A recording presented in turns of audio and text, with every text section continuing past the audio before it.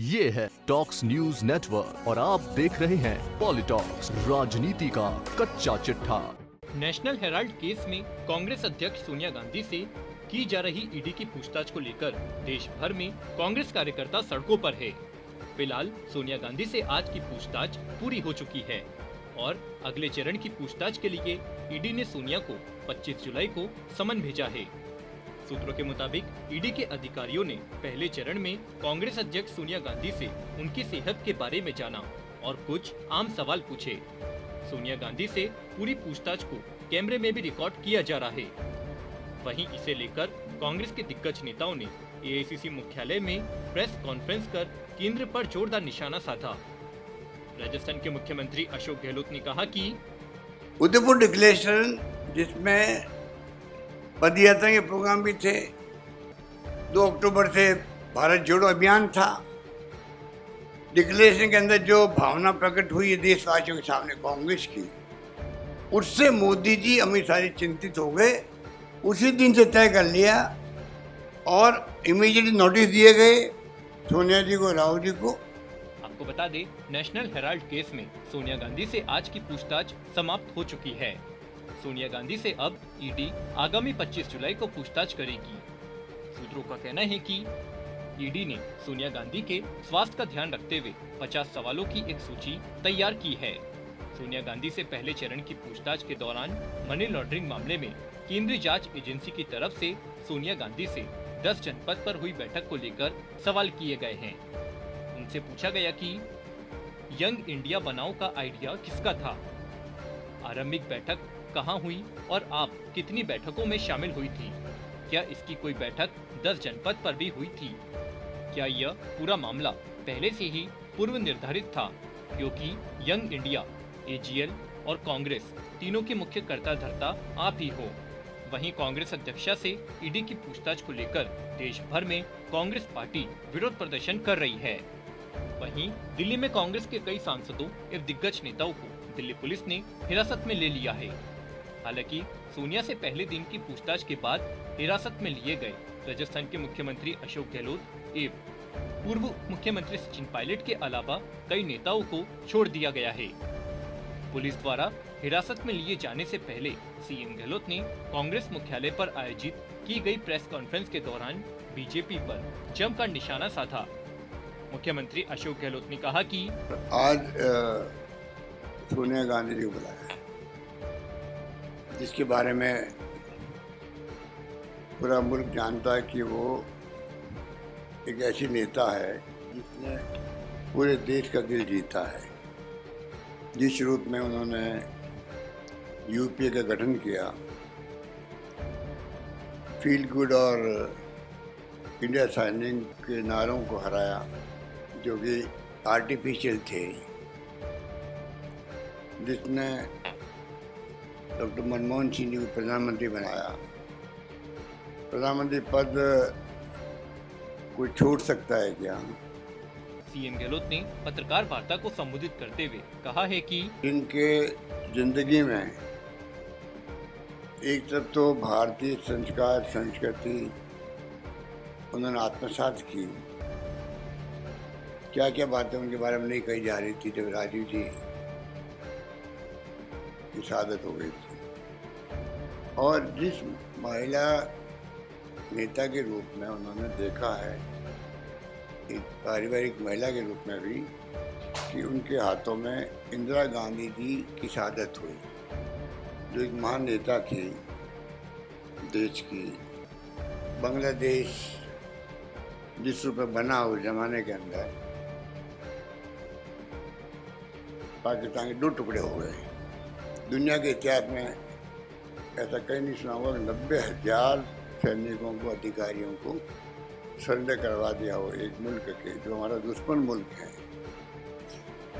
जिसने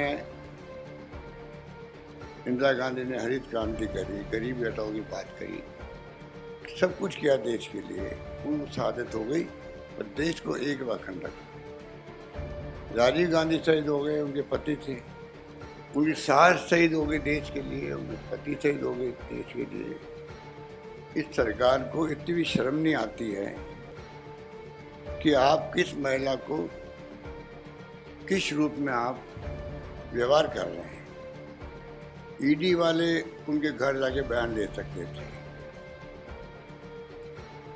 कई बार लेते हैं, ईडी वाले घर जाते हैं बयान देते हैं कि नई बात नहीं है। मोतीलाल वोरा जी के बयान लिए थे घर जाकर, पर जिस रूप में उनका रवैया जो है वो बहुत निम्न स्तर का है, कहना चाहिए कि निम्न स्तर का है। मुख्यमंत्री अशोक गहलोत ने आगे कहा कि अभी आपने हिंदुत्व के नाम पे जो हर व्यक्ति के धर्म की बात आती है तो व्यक्ति साथ खड़ा हो जाता है। हमारी लड़ाई विचारधारा की है, देश को बचाने की है। उसीलिए आज पूरे देश के कांग्रेसजन प्रदेशों के अंदर, जिलों के अंदर धरने कर रहे हैं, प्रदर्शन कर रहे हैं, मैसेज देने के लिए। अब भी आप, ये तो लोकतंत्र के गहने हैं, धरने हो, प्रदर्शन हो, विरोध प्रकट हो, इनको तो टॉलरेंस पावर हो, ये तो लोकतंत्र में आवश्यक है। आज अगर ये होते हमारी जगह तो आज आग लगा देते, तोड़फोड़ करते। इनकी फितरत ये है। हमारे यहाँ तो बाहर आप देख रहे हो रघुपति राघव राजा राम, पतित पावन सीताराम के भजन हो रहे हैं। एक भजन से समझ लीजिए ईश्वर अल्लाह तेरे नाम, कि कांग्रेस की सोच क्या है, इनकी सोच क्या है। ये भजन बोलने वाले कभी भी ना हिंसा कर सकते हैं ना तोड़फोड़ कर सकते हैं। और पुलिस बाहर छावनी बना रखा है AICC दफ्तर के चारों ओर। क्या जरूरत है, ये हमारा खुद का हेडक्वार्टर है, उसके अंदर आप आने की परमिशन नहीं दे रहे हो। ऐसा तो पहली बार इतिहास में हुआ है। पर सरकार राज्य की है, दूसरी पार्टियों की, वो इनके ऑफिसर के अंदर जाने की परमिशन देगी नहीं। अच्छी बात है क्या, ये परंपराएं ठीक नहीं हो रही है।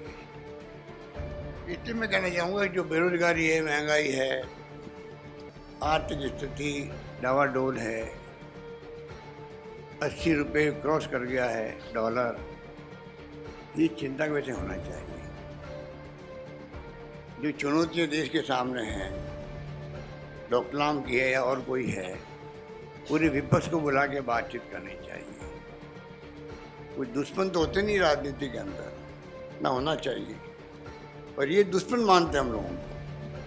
वहीं बीजेपी पर निशाना साधते हुए मुख्यमंत्री गहलोत ने आगे कहा कि तो ये जो इनके टारगेट है विपक्ष, पहले कांग्रेस मुक्त भारत की बात करते थे, अब इनकी मंत्रा है विपक्ष मुक्त भारत बने। डिक्टेटरशिप हो देश के अंदर, उस दिशा में देश जा रहा है।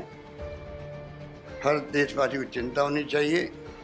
और मैं समझता हूँ कि इनके रवैये जब से आए हैं तब से देख रहे, गोवा, मणिपुर, कर्नाटका, मध्य प्रदेश और महाराष्ट्र,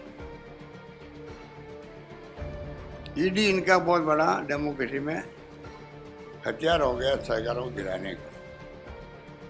इससे घटिया बात कोई हो नहीं सकती कि आप एक एजेंसी के माध्यम से मेंबर पार्लियामेंट को डरा करके, धमका करके, और आप सरकार बदलते हो और गर्व महसूस करते हो।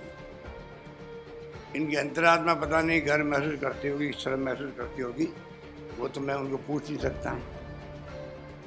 पर हालात देश में यही है जिसमें सब लोगों को लगता है ये हो क्या रहा देश के अंदर।